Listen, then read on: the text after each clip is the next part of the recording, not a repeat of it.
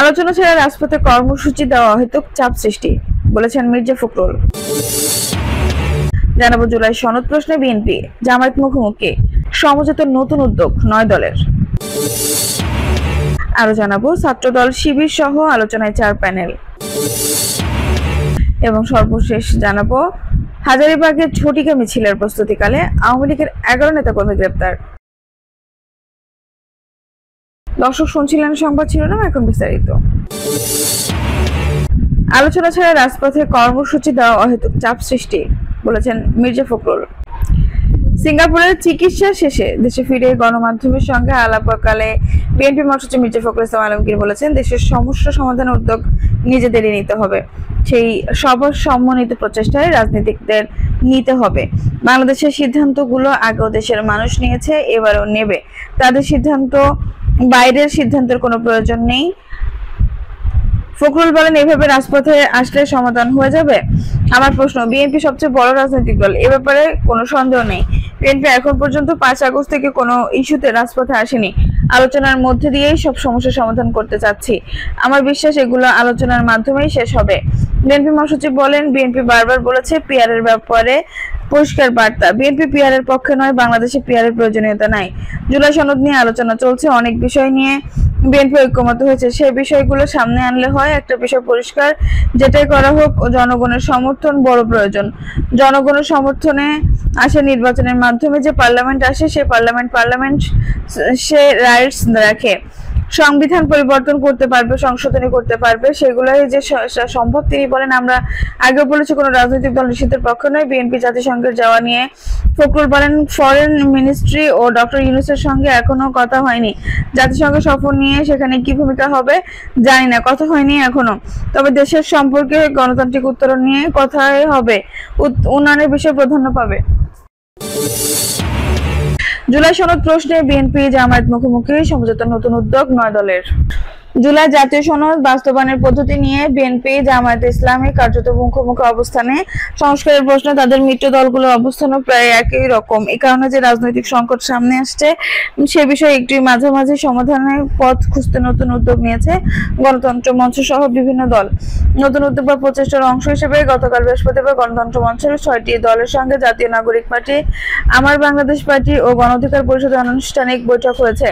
রাজধানীর হাতিরপুলের একটি রেস্তোরাঁয় অনুষ্ঠিত এই বৈঠকে গণতন্ত্র মঞ্চের 6 দল, গণসংহতি আন্দোলন, নাগরিক ঐক্য, বিপ্লবী ওয়ার্কার্স পার্টি, রাষ্ট্র সংস্কার আন্দোলন, জেএসডি ও ভাসানী জনশক্তি পার্টি নেতারা অংশ নেন। বেলা 11টা থেকে প্রায় 3 ঘন্টা ধরে এই বৈঠকে চলে। তিনি প্রথম আলোকে বলেন, জুলাই সনদ বাস্তবায়ন প্রশ্নে দলগুলোর মধ্যে অনৈক্য তৈরি হয়েছে। পারস্পরিক আলোচনার মাধ্যমে ঐকমত্য আসার জন্য আমরা জাতীয় ঐকমত্য কমিশনকে সময় বাড়াতে বলেছিলাম, তারা সময় বাড়িয়েছে। এখন দলগুলোর মধ্যে আলোচনায় একটি উদ্যোগ নেওয়া হয়েছে।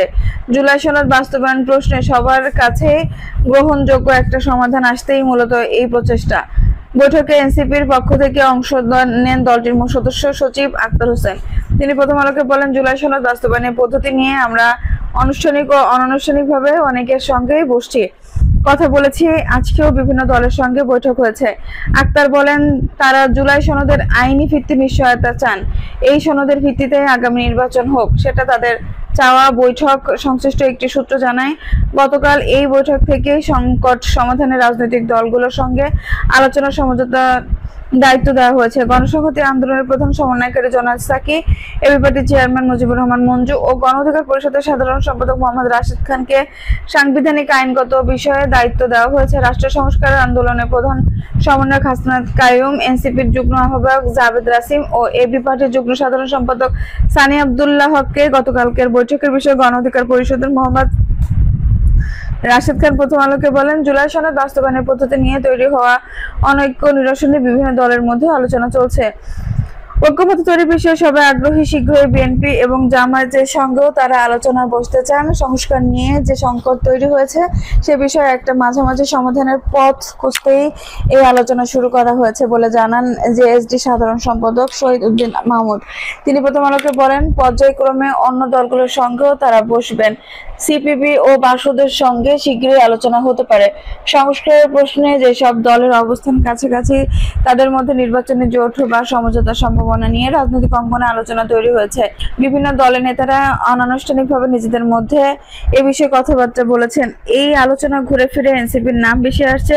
জুলাই সনদ অভ্যুত্থানের সম্মুখে সারি সারি ছাত্রনেতাদের উদ্যোগে গঠিত এই দলকে ঘিরে আগামী নির্বাচন কেন্দ্রিক নানা সমীকরণের কথা সামনে আসছে। এনসিপির সামনের সারির নেতাদের অনেকেই এক সময় ডাকসুর সাবেক ভিপি নুরুল হকের গণ অধিকার পরিষদের সভাপতি অনুসারীরা ছিলেন। গত 28 ফেব্রুয়ারি যখন এনসিপির আত্মপ্রকাশ ঘটে তখন আলোচনা ছিল গণ অভ্যুত্থানের তরুণ নেতাদের সঙ্গে নুরুল হক যুক্ত হতে পারেন। শেষ পর্যন্ত সেটা না হলেও তার দল গণ অধিকার পরিষদের নেতাদের অনেকেই এনসিপিতে যোগ দেন। ছাত্রদল শিবির সহ আলোচনায় 4 প্যানেল। চট্টগ্রাম বিশ্ববিদ্যালয় কেন্দ্রীয় ছাত্র সংসদ ও হল সংসদ নির্বাচনে অংশ নিতে প্যানেল ঘোষণা করেছে বিভিন্ন ছাত্র সংগঠন। গতকাল বৃহস্পতিবার দিনভর সামনে আসে 7টি প্যানেল। এর আগে ঘোষণা করা হয়েছিল 2টি প্যানেলের ভিপি জিএস সহ প্রার্থীদের নাম প্রকাশিত হওয়ার পর ক্যাম্পাসে এখন নির্বাচনী আলোচনার সরগরম। তবে ভোটাররা বলেছেন শীর্ষ পদে মূল প্রতিদ্বন্দ্বিতা হতে পারে।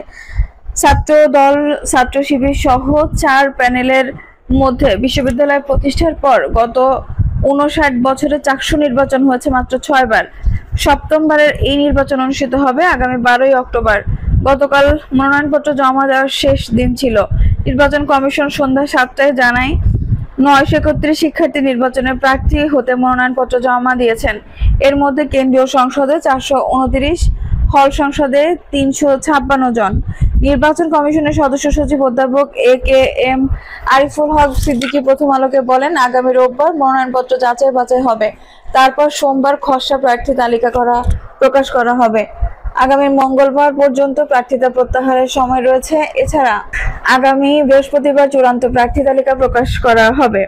মনোনয়নপত্র জমা দেওয়ার পর দুপুরে প্যানেল ঘোষণা করে জাতীয়তাবাদী ছাত্রদল। এরপর বেলা 2:30টার দিকে প্যানেল ঘোষণা করে ইসলামী ছাত্র শিবির।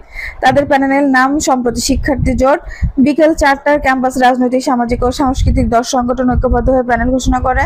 বৈচিত্র্য ঐক্য বিকেল 4:30টায় সচেতন শিক্ষার্থী সংসদ নামে প্যানেল ঘোষণা করে ইসলামী ছাত্র আন্দোলন। বিকেল 5টায় বাংলাদেশ গণতান্ত্রিক ছাত্র সংসদের কেন্দ্রীয় যুগ্ম আহ্বায়ক মাহফুজুর রহমান নেতৃত্ব স্বতন্ত্র শিক্ষার্থী সম্মেলন নামে প্যানেল ঘোষণা করা হয়। চাকসু নির্বাচনের সংগঠন হিসেবে অংশ নিচ্ছে না গণ অধিকার ছাত্র সংসদ। মাহফুজুর রহমান স্বতন্ত্রভাবেই নির্বাচন করছেন। অন্যদিকে জুলাই আন্দোলনের অংশ নেওয়া শিক্ষার্থীদের সংগঠন স্টুডেন্ট অ্যালায়েন্স ফর ডেমোক্রেসি ও ছাত্র ফেডারেশন সন্ধ্যা 6টায় প্যানেল ঘোষণা করে। তাদের প্যানেলের নাম স্বতন্ত্র শিক্ষার্থী জোট। 6:30টায় প্যানেল ঘোষণা করে ক্যাম্পাসের অরাজনৈতিক 20টি ক্লাবের সম্মিলিত জোট ক্লাব অ্যালায়েন্স। এর আগে গত রোববার সমাজতান্ত্রিক ছাত্র ফ্রন্ট ও ছাত্র ইউনিয়ন যৌথভাবে প্যানেলের নাম জানায়। তাদের প্যানেলের নাম দ্রোহ পর্ষদ। আগের দিন শনিবার ছাত্র অধিকার জানায় তাদের প্যানেলের নাম চাকসু ফর র্যাপিড চেঞ্জ। অর্থাৎ এবারের কেন্দ্রীয় সংসদ নির্বাচনে অংশ নেওয়ার জন্য মোট 9টি প্যানেল ঘোষণা করা হয়েছে। প্যানেলের ঘোষণার পর বিভিন্ন ছাত্র সংগঠনের নেতাকর্মী ও শিক্ষার্থীদের সঙ্গে কথা বলেছে প্রথম আলো। তারা জানালেন, অনেক প্যানেলে থাকলেও চাকরির শীর্ষ 3 পদে মূল প্রতিদ্বন্দ্বিতা হতে পারে 4টি প্যানেলের মধ্যে। এগুলো হলো ছাত্রদল, ছাত্র শিবিরের সম্প্রতি শিক্ষার্থী জোট, 2 বাম সংগঠনের দ্রোহ পর্ষদ ও 10 সংগঠনের বৈচিত্র্য ঐক্য। কারণ এই 4 প্যানেলের শীর্ষ সম্ভাব্য প্রার্থীরা ক্যাম্পাসে পরিচিত। বিভিন্ন আন্দোলনে তারা সামনের সারিতেই ছিলেন। এমনকি ছাত্রলীগের বর্তমান নিষিদ্ধ হাতেও বিভিন্ন সময় মারধরের শিকার হয়েছেন। অবশ্য বাকি প্যানেলের শীর্ষ প্রার্থীদের বিষয়েও আগ্রহ রয়েছে শিক্ষার্থীরা বলেছেন, প্রার্থীর ব্যাপারে বিস্তারিত খোঁজ নেওয়ার পর ভোট দেওয়ার চূড়ান্ত সিদ্ধান্ত নেবেন তারা। এক্ষেত্রে হয়তো দল নয়, প্রার্থীর কার্যক্রম দেখে সিদ্ধান্ত নিতে পারেন তারা। হাজারীবাগে ঝটিকা মিছিলের প্রস্তুতিকালে আওয়ামী লীগের 11 নেতাকর্মী গ্রেপ্তার। রাজধানী হাজারীবাগে ঝটিকা মিছিলের প্রস্তুতিকালে কার্যক্রম নিষিদ্ধ হওয়া আওয়ামী লীগ ও এর অঙ্গ সংগঠনের 11 নেতাকর্মীকে গ্রেপ্তার করেছে পুলিশ। ঢাকা মহানগর পুলিশের এক সংসদ বিজ্ঞপ্তিতে জানানো হয়, সকাল 7:30টার দিকে হাজারীবাগ সিকদার পেট্রোল পাম্পের সামনে বেড়িবাঁধ রেডির উপর কার্যক্রম নিষিদ্ধ বাংলাদেশ আওয়ামী লীগ এবং এর অঙ্গ সংগঠনের অজ্ঞাতনামা 100 থেকে 150 জন সদস্য অন্তর্বর্তীকালীন সরকারের বিরুদ্ধে অপপ্রচারের উদ্দেশ্যে সংগঠিত হয়ে মিছিলের প্রস্তুতি শুরু করেন। হাজারীবাগ থানা পুলিশ ঘটনাস্থলে পৌঁছালে তারা ছত্রভঙ্গ হয়ে পালানোর চেষ্টা করেন। এ সময় হাজারীবাগ থানা পুলিশ আওয়ামী লীগের স্লোগান সংবলিত ব্যানার সহ 11 জনকে হাতে নাতে গ্রেপ্তার করে। অন্যরা পালিয়ে যান। এ ঘটনায় হাজিরাবাগ থানায় সন্ত্রাস বিরোধী আইনে মামলা করা হয়। দর্শক, এই ছিল এখনকার সর্বশেষ সংবাদ। নিউজটি ভালো লাগলে অবশ্যই একটা লাইক দিন, কমেন্ট আপনার মূল্যবান মতামত জানান। সবসময় আমাদের পাশে থাকতে সাবস্ক্রাইব করে বেল বাটনটি অন করে রাখুন। ধন্যবাদ।